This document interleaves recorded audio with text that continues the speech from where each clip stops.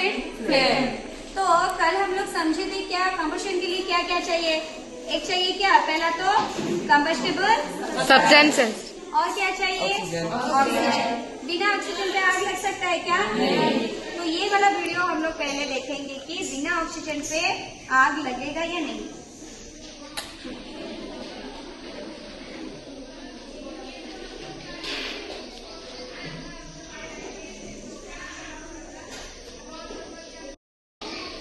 बिना ऑक्सीजन पे कैसे आग नहीं चलेगा? ऑक्सीजन बिना ऑक्सीजन पे आग चलेगा क्या? नहीं।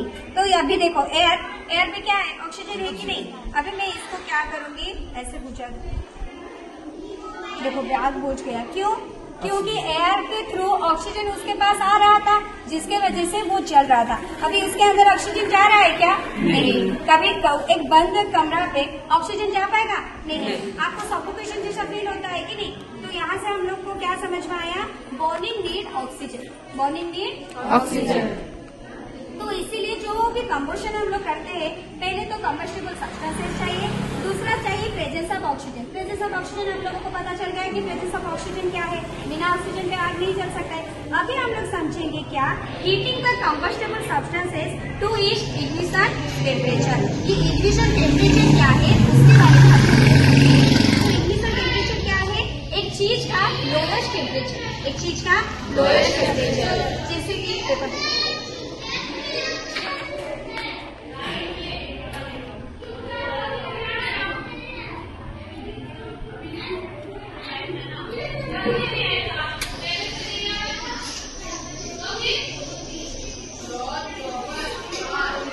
एक चीज का लोएस्ट टेम्परेचर। जैसे कि देखो अभी मैं ये पेपर को क्या करूंगी, जलाऊंगी।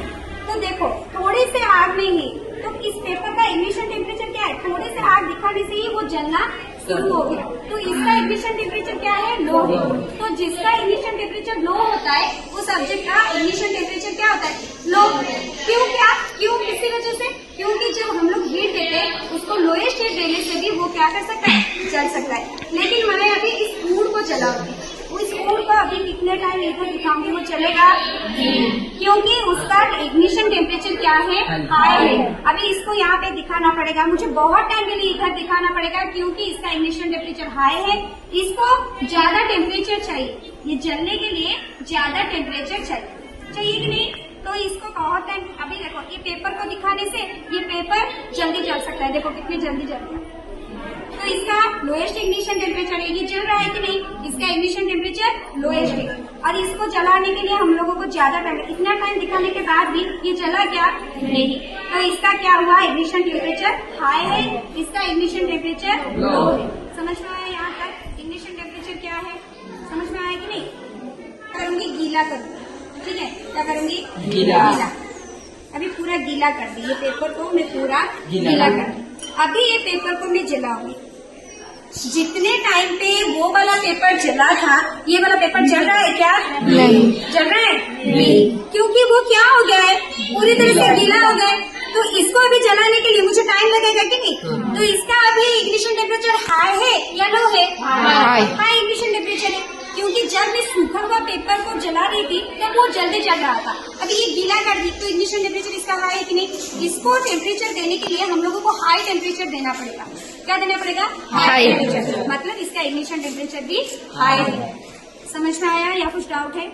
और हम लोग समझे थे क्या, कंबशन जो होता है वो एक केमिकल प्रोसेस होता है। क्यों बोली थी, अभी मैं ये पेपर को जला दूँ, क्या करूंगी, अभी मैं पेपर को पूरी तरह से जलाऊंगी। देखो ये जल रहा है कि नहीं। जलने के बाद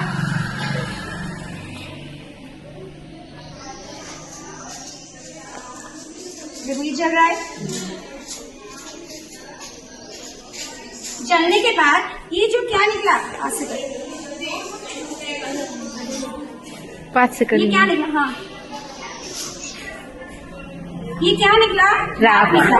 इसी राख से मैं अभी फिर से ऐसा वाला पेपर बना सकती हूँ क्या, ये हुआ केमिकल प्रोसेस। तो केमिकल प्रोसेस के बारे में भी क्या समझाई थी, केमिकल प्रोसेस जो होता है क्या, केमिकल प्रोसेस क्या होता है, कभी भी उसका पहला वाला पोजीशन को वो रिटर्न नहीं आ सकता है। अभी ये जो राख है, ये राख कभी भी ये पेपर बना सकता है फिर से, ये वाला व्हाइट कलर का पेपर बना सकता है नहीं।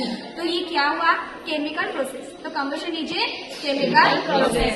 तो समझ में आया कि नहीं?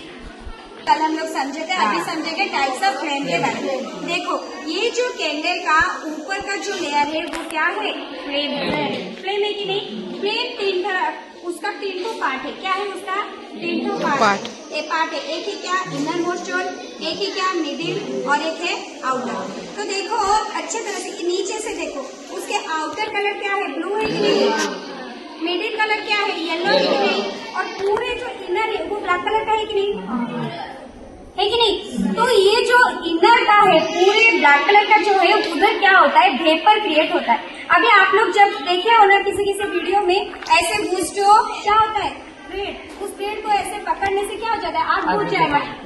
तो वो जो ब्लैक कलर का है वो क्या करता है, वेपर क्रिएट करता है। आग बुझने के बाद उधर से ही वेपर क्रिएट होता है कि नहीं? और ये जो येलो कलर का फ्लेम होता है, कल मैं ऑलरेडी बोल चुकी थी क्या, ये जो येलो कलर का फ्लेम कौन सा फ्लेम होता है, लुमिनस फ्लेम, जो कि हम लोगों को क्या देता है, लाइट देता है। अब ये ब्लू कलर का फ्लेम जो आउटर लेयर है वो हम लोगों को लाइट देगा क्या? नहीं। आपके घर में आप लोग एलपीजी गैस जो यूज करते हो, उसको जब जलाते हो, गैस को जब जलाते हो, तो गैस जलाने से आपका किचन रूम पूरा लाइटिंग होता है क्या? तो ब्लू कलर का जो लाइट होता है वो होता है नॉन लुमिनस फ्लेम। वो क्या होता है, नॉन लुमिनस फ्लेम। वो कभी भी लाइट प्रोड्यूस मतलब पूरी तरह से लाइटिंग जो फ्लेम है वो प्रोड्यूस नहीं करेगा और हम लोगों को लाइटिंग भी वो नहीं देगा, लेकिन हीट वो जरूर देता है। लेकिन ये जो येलो कलर का लाइट होता है वो हम लोगों को क्या देता है, लाइटिंग प्रोड्यूस करता है। अभी पूरे अंधेरे रूम में ये एक कैंडल जलाने से रूम पूरा उजाला होगा कि नहीं? क्यों? ये जो येलो कलर का फ्लेम उसमें है वो क्या है, लुमिनस फ्लेम है। और लुमिनस फ्लेम की वजह से हम लोगों को क्या मिलता है, लाइट मिलता है। इसीलिए कैंडल जलाने से अंधेरे पे भी हम लोग कुछ चीज, जो भी चीज दिखना चाहते हैं वो चीज देख सकते हैं।